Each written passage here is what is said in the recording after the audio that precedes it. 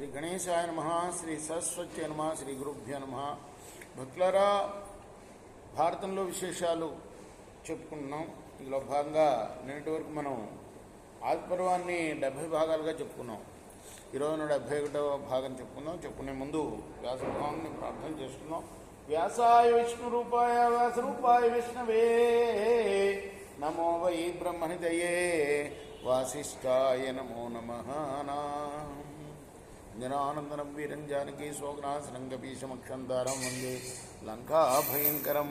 సదా నింబవృక్షస్య మూలాధివాసాత్ సుధాశ్రావణం తిక్తమప్యప్రియంతం తరం కల్పవృక్షాదికం సాధయంతం నమామీశ్వరం సద్గురుం సాయినాథం. భరతుడు జన్మించిందాకా చెప్పుకున్నాం మనం.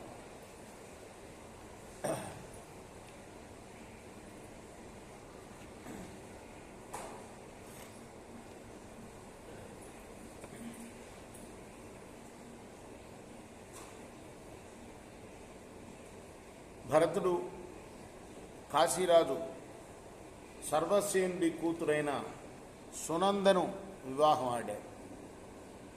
అతనికి ఆమె యందు భూమన్యువు జన్మించాడు.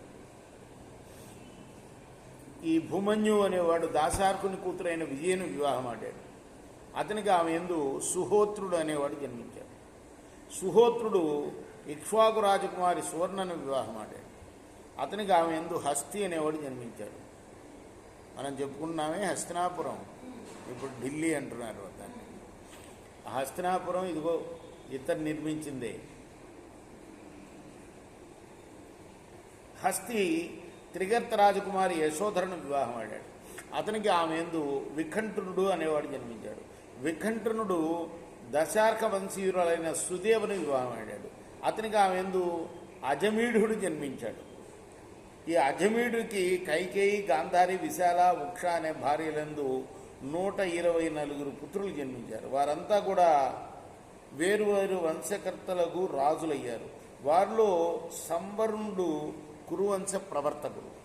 ఈ సంవరుణుడు వివస్వంతుడి కూతురైన తపతిని వివాహం ఆడాడు. అతనికి ఆమె యందు కురు అనేవాడు జన్మించాడు. ఈ కురువంశం ఈ తపతి సంవరుణుల యొక్క పుత్రుడు కురు అనేవాడు పేర కురువంశం ఏర్పడిందనమాట. కురురాజు దాశార్కుని కూతురైన శుభాంగిని వివాహం ఆడాడు. అతనికి ఆమె యందు విదురుడు జన్మించాడు. విదురుడు మధువంశీయురాలు సంప్రియను వివాహం ఆడాడు. అతనికి ఆమె యందు అనశ్వడు అనేవాడు జన్మించాడు. ఈ అనశ్వడు మగధ దేశపు అమృత అనే అమ్మాయిని వివాహం ఆడాడు. అతనికి ఆమె యందు పరీక్షిత్తు జన్మించాడు. ఇంకో పరీక్షత్తు బాహుదరాజకుమారి సుయసేను వివాహం ఆడాడు. అతనికి ఆమె యందు భీమసేనుడు జన్మించాడు. భీమసేనుడు ఆ భీమసేనుడు కాదు, ఈ భీమసేనుడు అంతకుముందు భీమసేనుడు అనమాట. పాండవుల్లో భీమసేనుడు కాదు. భీమసేనుడు కేకేయ రాజకుమారి కైకేయిని వివాహం ఆడాడు. అతనికి ఆమె యందు ప్రతిశ్రవుడు జన్మించాడు. ప్రతిశ్రవుని మరో పేరు ప్రతీపుడు. అతడు శైబ్య రాజకుమారి సునందను వివాహం ఆడాడు. అతనికి ఆమె యందు దేవాపి, శాంతనుడు, బాహ్లీకుడు అనేవారు జన్మించారు. దేవాపి బాల్యంలోనే అరణ్యానికి వెళ్ళిపోతే శాంతనుడు రాజయ్యాడు.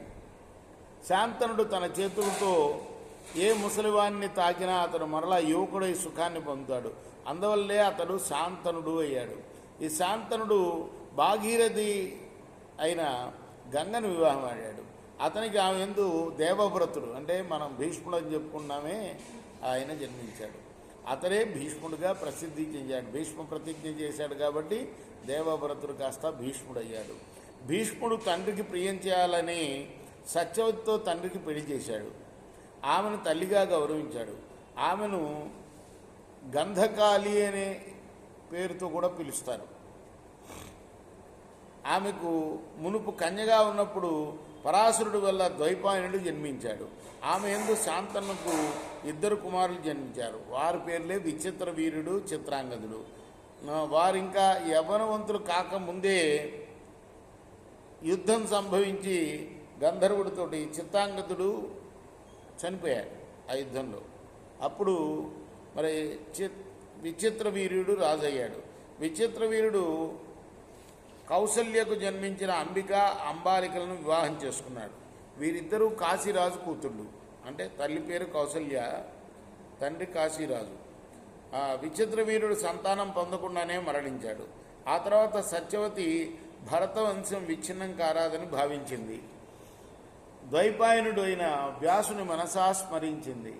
అతడు ఆమెకి ఎదుటి నిలిచి ఏమి చేయగలను నేను అని కోరాడు.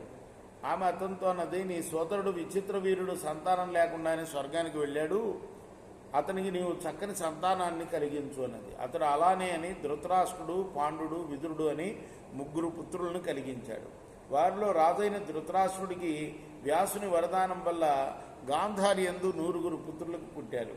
ఆ ధృతరాష్ట్రుని కుమారుల్లో దుర్యోధనుడు, దుశ్శాసనుడు, వికర్ణుడు, చిత్రసేనుడు అనే 9 ప్రధానమైన వాళ్ళు. పాండురాజుకు పృథ అనే పేరు గల కుంతి యందు కుంతి అలానే మాద్రి అనే 2 స్త్రీ రత్నాలు భార్యలు పాండురాజుకి. ఆ తర్వాత పాండురాజు వనంలో వేటాడుతూ ఆడలేడితో లేడి రూపంలో సంగమిస్తున్న ఒక ఋషిని చూశాడు. అలా కామరసానంద తృప్తి చెందని ఆ మృగాన్ని బాణంతో చంపాడు. మరి బాణంతో దెబ్బతిన్న ఆ ఋషి పాండురాజుతో అన్నాడు, కామసుఖానందాన్ని తెలిసిన నీవు నన్ను కొట్టినందువల్ల నువ్వు కూడా ఇదే అవస్థలో ఉన్నప్పుడు కామసుఖాన్ని పొందకుండానే త్వరలోనే మరణిస్తావు. అప్పటి నుండి పాండురాజు ఋషి శాపం తప్పించుకునేందుకు భార్యలతో సంగమించలేదు. వారితో అన్నాడు, నా మృగయా చాపల్యం వల్ల, అంటే మృగాలను వేటాడే ఆ వాంఛ వల్ల నాకు ఈ స్థితి కలిగింది. సంతానం లేని వారికి పరలోకాలు లేవని నేను విన్నాను. అందువల్ల నీవు నా కోసం పుత్రులను కనాల్సింది అని కుంతితో అన్నాడు. ఆమె అలానే అని పుత్రులను కన్నది. ధర్మదేవుడి వల్ల యుధిష్ఠిరుణ్ణి, వాయుదేవు వల్ల భీముని, ఇంద్రుడి వల్ల అర్జునుని పొందింది. ఆ తర్వాత పాండురాజు, ఇదిగో నీ సవతికి కూడా సంతానం లేదు, ఆమెకు కూడా సంతానాన్ని కలిగించు అన్నది. అప్పుడు కుంతి తన దగ్గర ఉన్న విద్యను మాద్రికి ఇచ్చింది. మాద్రి కూడా అశ్విని దేవతల వల్ల నకుల సహదేవులను కనంది. అలంకరించుకున్న మాద్రిని చూచి పాండురాజు ప్రీతితో సమీపించాడు కోరికతోటి. ఆమెను తాకగానే తను వదిలాడు. చితాగ్నిలో ఉన్న అతన్ని మాద్రి అనుగమించింది. సహగమనం చేసి ఆమె కూడా చనిపోయింది. కుంతికి తన పిల్లల్ని అప్పగించింది. ఆ తర్వాత పాండవుల్ని కుంతితో పాటు హస్తినాపురం తీసుకొచ్చి భీష్మమిత్రులకు విన్నవించారు. అన్ని వర్ణాల వారికి విన్నవించి వారంతా చూస్తుండగానే తమ తపస్సు చేత తాపస్సులు అంతర్ధానం అయ్యారు. అంటే ఆ అడవిలో ఉన్న తాపస్సులు తెచ్చి అప్పగించారు. ఇక్కడ మనం ఆపుదాం, రేపు కొనసాగిద్దాం. కదండి. కృష్ణార్పణమస్తు. సాయి కృష్ణార్పణమస్తు.